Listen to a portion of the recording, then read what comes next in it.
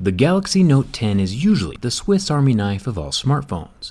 It's the phone that has everything and can do everything. Or at least it used to be before Samsung removed the headphone jack. Today we're going to review the Galaxy Note 10 Plus from the inside, see what makes it tick, and see if there was actually room for that jack. Let's get started. You have to hold the power and volume down button at the same time to turn off the phone, because that makes a whole lot of sense. Let's get started.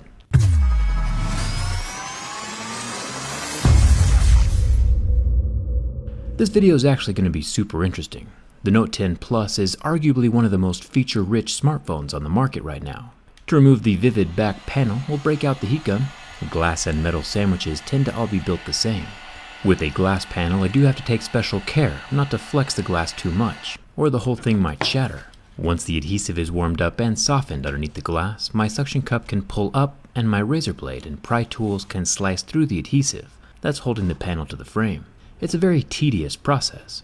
The inexpensive plastic Galaxy A50 was just as colorful as this Note 10, and it used a plastic panel, which is way more durable than glass. One thing that makes this Note 10 even harder than usual to open up is the curve of the glass that wraps around the side portions of the phone. Any pressure in the wrong spot along that curve might shatter the whole panel. With enough time, patience, and a slight headache from looking at this flashy tie-dyed tech, we finally get the back panel to separate from the phone. The rear glass doesn't have any electronics attached to it. All the wireless charging is built into the phone body. To go deeper, we'll have to remove 14 normal Phillips head screws. Thumbs up to Samsung for not using proprietary screws. Once those are out, I can fold over the metal plate and unplug the golden battery connector. The wireless charging coil is plugged in right next to it. Unplugging that releases the wireless coil from the phone. You might be thinking to yourself, hey Jerry, why do you keep calling this black sheet a coil? That's because it is. You can see the circular shape of the copper windings underneath the black covering. These internal copper windings inside the Note 10 Plus will rest on top of the copper windings found inside of a wireless charging pad. The pair of coils creates an electromagnetic field through which energy can transfer into the phone. This might come as a surprise, but this large wireless charging coil isn't the only wireless coil found inside the Note 10. On the left side of the phone we see a large rectangular housing. This is used to store the S Pen, and at the very top of that housing, where the tip of the pen sits when it's parked inside of the phone, is a little baby wireless charger. I can peel off the black tape to reveal the miniature copper coils that sit right on top of the coils wrapped around the tip of the stylus, once again creating two sets of coils that form another smaller electromagnetic field. Power flows from the phone battery through the two coils and into the S Pen capacitor, which we discovered when we carefully disassembled the S Pen in the durability test video. This wireless transfer is also why the S Pen cannot be made from metal, since metal obstructs wireless charging. It's some pretty mind-blowing tech, and we've barely even started this teardown. Let's pull off the top black plastics. This reveals a dual-colored motherboard, both blue and green. A transparent Note 10 would look pretty awesome. I'll unplug the power and volume buttons. The connectors just unplug like a little Lego. I can remove the front-facing camera. It's a 10 megapixel little guy with no optical image stabilization. The black square here in the center of the motherboard is the earpiece. Strangely enough, it's in a weird location. We'll dig more into that in just a second. I'll pop off the 3 ribbon cables down here along the bottom of the motherboard, along with another ribbon on the right side, each unsnapping like a little Lego. Then I can remove the SIM and SD card tray. Remember that Samsung made 3 versions of this phone. The regular size Note 10 does not have an SD card slot. The dual-colored motherboard can lift away from the phone housing at this point. The reason why this motherboard has 2 colors is that it's actually 2 motherboards stacked on top of each other, kind of like we saw inside of the newer iPhones. It's a thick sandwich of really expensive technology. Surprisingly though, even with the extra thick motherboard, there's no thermal paste on the back, just a gray foamy pad-looking thing. Let's take a look at the cameras. This block of cameras is another piece of mind-blowing tech. The Note 10 Plus wide-angle camera is up top, with no optical image stabilization. Then there's a regular 12 megapixel normal camera, which does have OIS, and then a 12 megapixel 2x optical zoom camera at the bottom. This also has OIS. Samsung is the only manufacturer to release a variable aperture camera unit, just like, your pupils adjust inside of your eyeball to get the optimal light for your eye. This little circle opens and closes to get the optimal amount of light for Samsung's camera sensor, depending on the situation. It's pretty cool. The lens on the right side is a depth sensor. We've seen this pop up in a lot of phones lately, and it's only available on the Note 10 Plus. We're going to check out the copper cooling pad here in a second, but first we need to uncover the charging port. The black plastics come off easy enough, since we already took out the screws. The plastics contain the bottom loudspeaker. It's got the same little baffle balls hidden inside the speaker, like we saw in the OnePlus phones. It's a little ball pit for ants. I'll remove the 2 extension ribbons and the 3 additional screws, then the whole little charging port can come away from the frame of the phone. With the Galaxy S10, this port was not replaceable, so I'm glad Samsung changed their minds and didn't permanently attach the charging port to the motherboard again. Another change is that now we have a square vibration motor. This probably contains a similar taptic feel that the iPhones have. And we also have the same water-resistant mesh over the speaker and microphone openings that we've seen inside the phones for a couple of years now. These help the Note keep water out for its IP68 rating. What about the question, is there actually room in here for the headphone jack? The answer is yes, there is always room. The circuit boards can be designed and rearranged however Samsung wants. Proof of that is here with the double-stacked motherboard. Stacking the motherboard allows for more room. They could just have easily stacked parts of the lower charging port board and added the headphone jack at the bottom, or stacked more of the upper board onto each other to make room for the port up top.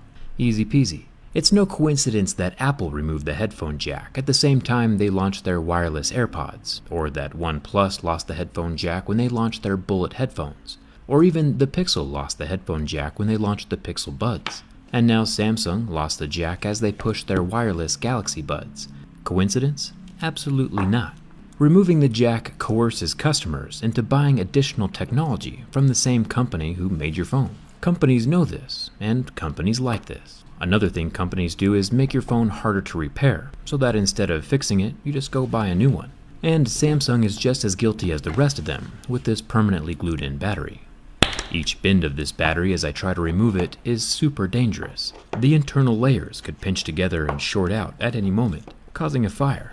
You would think that Samsung would want to avoid exploding batteries and just add easy-to-remove pull tabs like Apple does, especially considering their history. And as the largest smartphone manufacturer in the world, Samsung should be leading the way with battery pull tabs or gentle adhesive, so that 1, I don't blow my fingers off, and 2, so that I can stop saying Apple has them beat in one area. That's more painful than losing a finger. The battery of the Note 10 Plus is a 4300 mAh. The regular Note 10 would be a 3500 mAh. Another mind-blowing piece of tech inside this Note 10 Plus is the super slim underscreen fingerprint scanner, glued directly underneath the screen. During my Galaxy S10 teardown video, I broke open the whole phone to show the insides and talk more about how this works. Today though, I'm going to keep the Note 10 in one piece, so hopefully it'll still turn on when I put the whole thing back together. Seeing the outline of the scanner with my LED light is pretty cool though. There are a few things left before we reassemble the phone. A water damage indicator sticker here next to the SIM card tray opening, and then we have the earpiece, which is strangely pretty far away from the actual earpiece grill location. Popping it out reveals that it is indeed a speaker and not the under-display vibrating technology we saw inside the LG G8. It looks like this speaker fires downward into a hollow channel between the frame and the screen. Then the sound is directed up towards the top of the phone to eject out the hole near the SIM card tray.